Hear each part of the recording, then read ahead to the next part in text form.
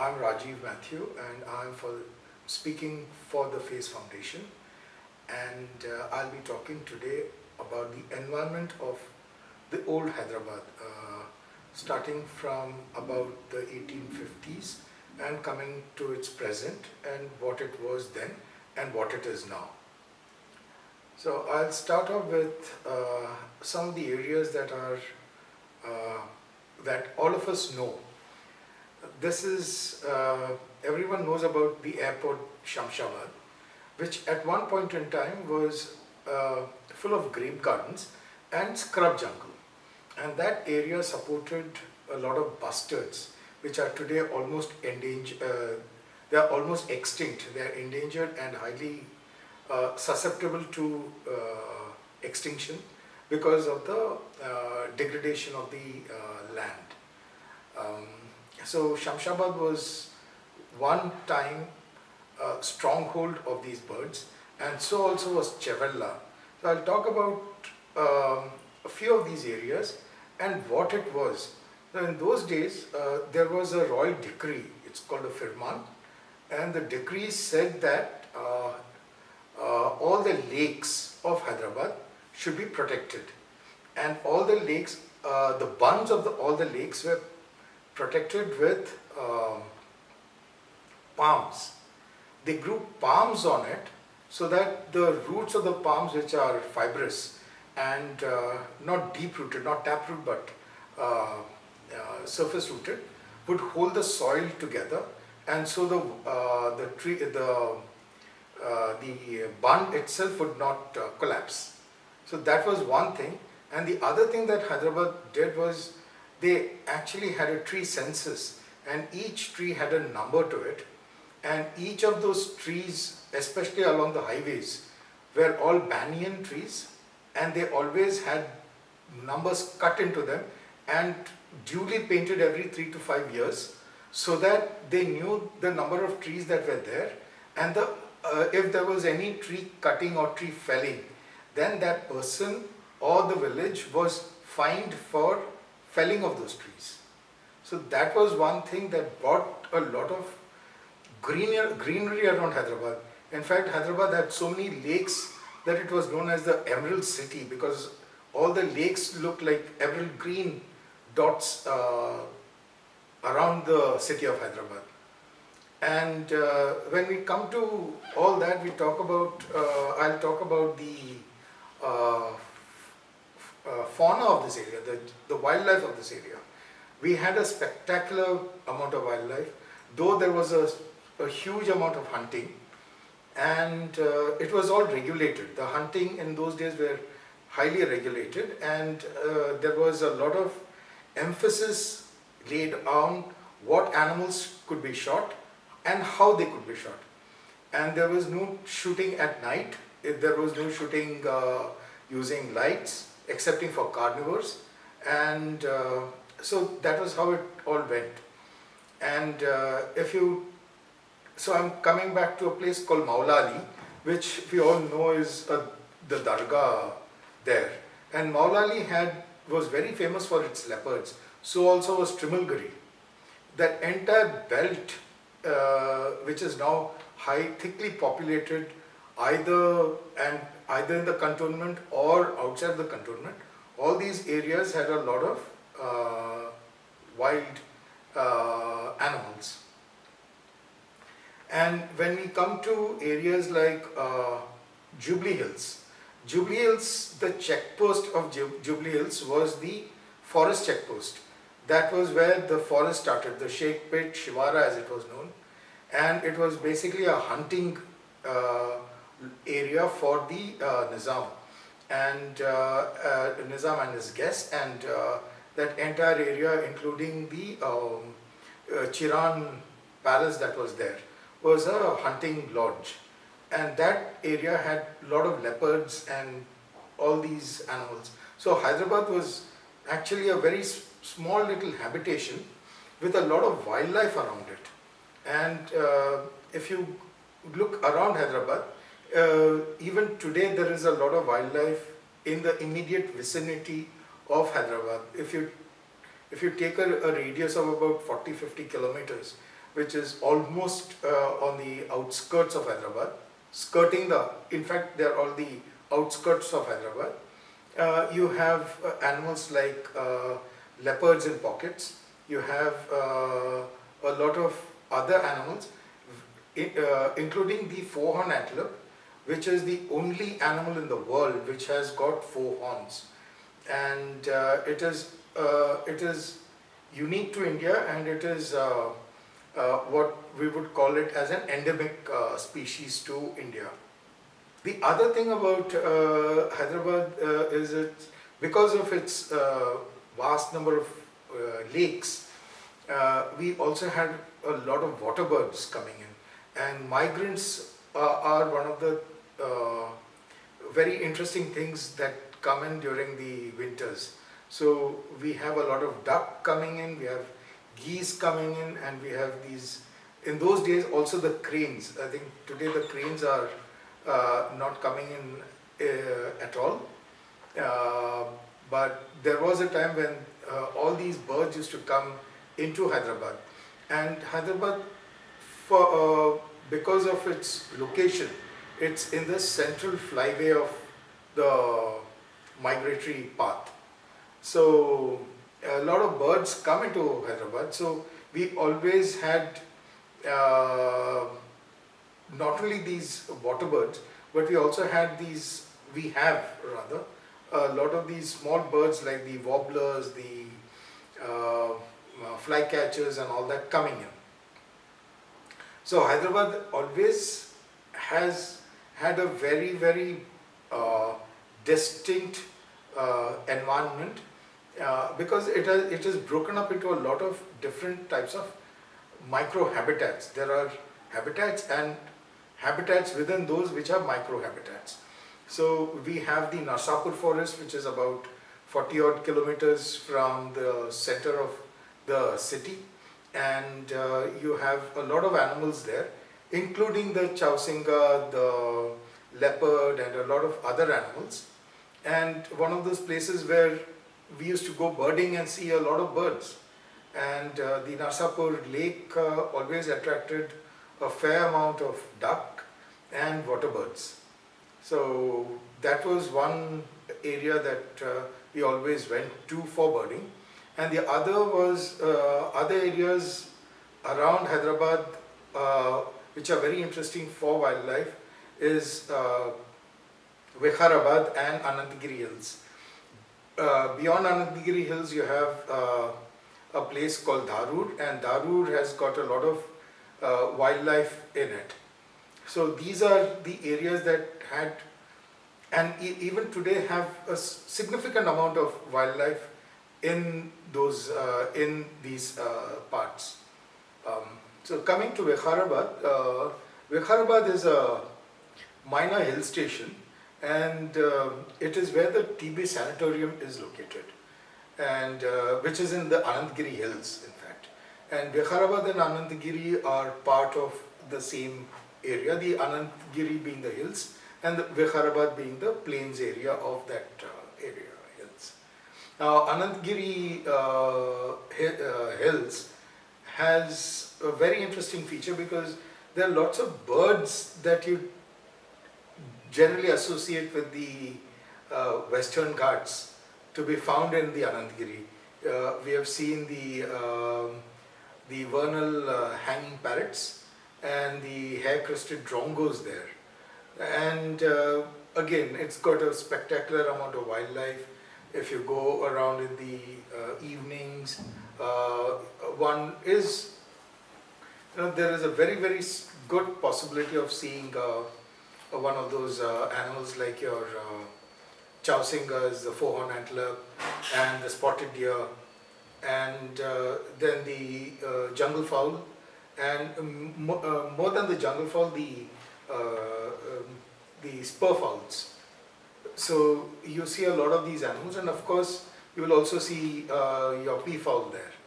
So this is one thing about that area, the Anantagiri Hills. Coming to Narsapur, Narsapur is a very interesting forest because that was a place which hosted tigers in those days, and tiger hunting was a part of the whole gambit of shikar around Hyderabad, and Narsapur was famous for its tigers. Today we sadly don't have tigers there, and but there are a lot of leopards. And one thing that has happened is in the past few years we see a lot of monkeys. It started about 20-25 years ago, and most of these monkeys were caught and released from various areas.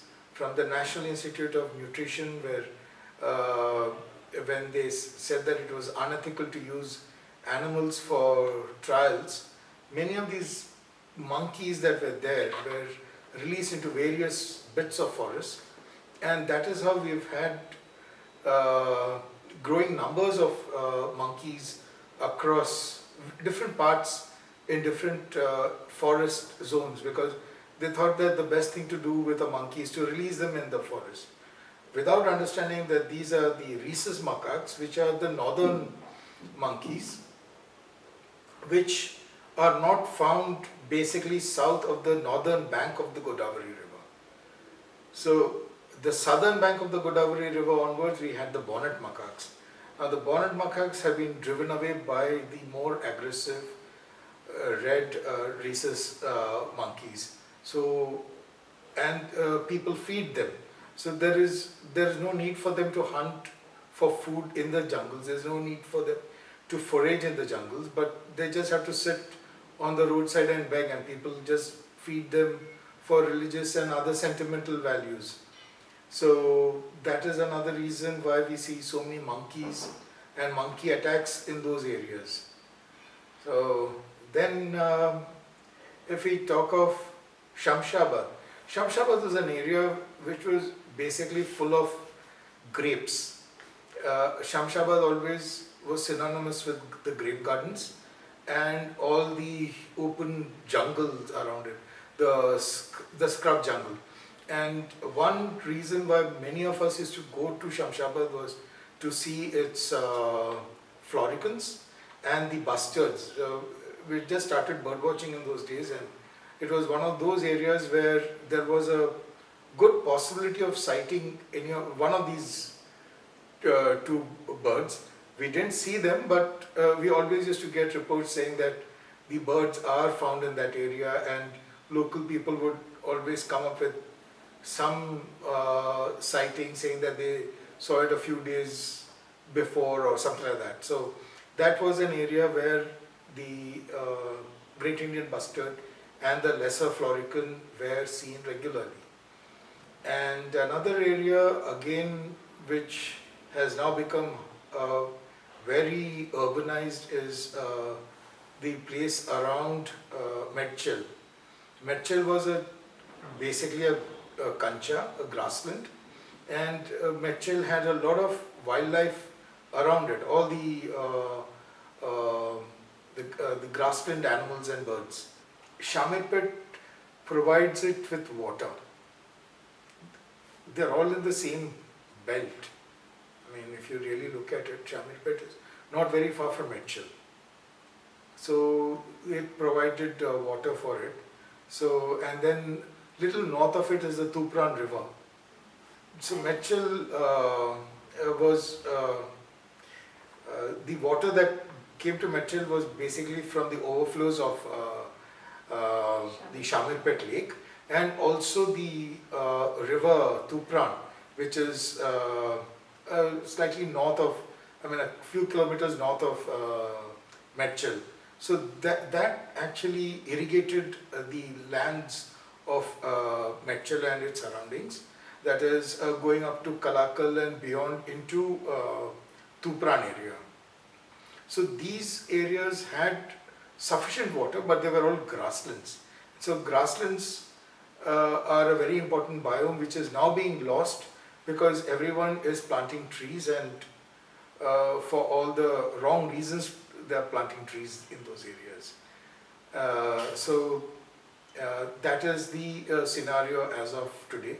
So what has happened is all these animals that were there have shifted out. They have moved into other areas or have died out locally, and the more woodland animals have come in. So you have in many of these areas, because of this land use change, a lot of these animals like wild boar and other things that cause damage to the farmers have moved in. Interesting landscape. It is it is on that Patancheru tract of land, which is basically a scrub jungle, and HCU area, the area around HCU, which goes up to the the shores of the Usman Sagar, Gandipet, and then it goes up north into Patancheru and beyond. That area has had a lot of very interesting landscapes, and because of that, the wildlife there is very interesting. So HCU, Hyderabad Central University, has a pocket there, and HCU has remained relatively free of these human habitations. Though the university is there, its large part is left open. So HCU has some of the very interesting plants, the carnivorous plants there. You have the Venus flytrap and a few other carnivorous plants within the HCU. And you have, again, it's a very interesting thing because in a very, very habited area, you have a lot of wild animals. Recently a leopard is thought to be wandering around there. And of course there are the four-horned antelope. And it's a very interesting place for birds because a lot of migrants come into that area because the natural habitat still remains almost intact. Vanasali Deer Park was formed in an area which was the hunting preserve of the Paigas and the Nizam. That was the Sarur Nagar area, and it was known for its black buck. The entire area was all open grasslands, and that was where the black buck were hunted. So when Vanasali Deer Park was formed, and it's known as the Mahavir Harin Vanasali Deer Park, which was carved out of an area of the Sarunagar range, which was used for black buck coursing by the royal families of the Nizam and the Paigas. So these were the areas that were very, very open grasslands, and they supported a lot of very interesting Deccan scrub jungle. Hyderabad, though it has grown the way it has a lot of wildlife around it. And even today, which is surprising for a city of its size, it carries a lot of bird life within it. If you go around the Chiran, that is the KBR park, you will see a lot of birds, including the peafowl, and a lot of migrant birds. And around Hyderabad, all the lakes around Hyderabad have very interesting birds coming in, from the flamingos in the Aminpur lake and the Himayat Sagar and Usman Sagar, to bar-headed geese and all these other very interesting species of ducks that come in. And I must put a word here out for Aminpur Lake, which is a biodiversity heritage site, because it has a very distinct array of species, especially during the winters. And then when we go to Narsapur, or we go to any of these other forested areas, there is a very good possibility of seeing some wildlife, though one should be very quiet about the whole affair. And then there is also there is a great chance of seeing some very interesting bird, like we have the hornbills there, the crested hawk eagle, the Bernalese eagles, and several other very interesting species. So Hyderabad, as it is, has got a lot of fauna and flora on offer for people who would love to go and see them. And if you go to any area within about a 50-kilometer radius, which is not very far actually, there is a possibility of seeing some interesting bird, and end of the day soaking up all that is there in the wild and just communing with nature.